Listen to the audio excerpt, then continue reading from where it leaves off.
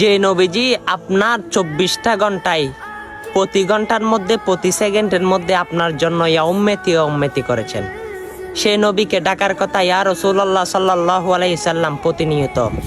আর আমরা সে নবীকে ফলো না করে ফলো করতেছি নেইমারকে, আর্জেন্টিনাকে, অমুককে সমুককে।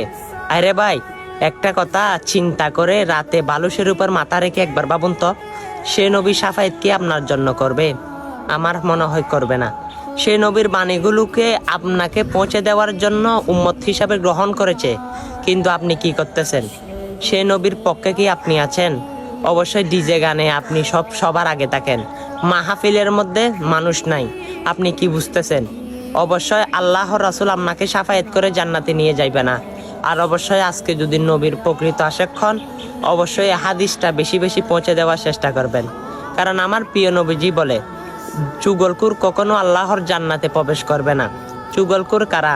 যারা এর কথা ওইকে লাগায়, ওর কথা ওকে লাগায়। অবশ্যই তাদেরকে জাহান্নাম থেকে বাঁচান। অবশ্যই নবীজির আশেক হিসাবে এই হাদিসটা সকল মানুষের কাছে পৌঁছান। ইনশাল্লাহ এই হাদিস আপনার কঠিন দিনে নাজাতের উসিলা হবে। আল্লাহর রাসূল আপনাকে সঙ্গে নিয়ে জান্নাতে থাকবে। ভিডিওটা শেয়ার করে দিন। সুম্মা আমিন।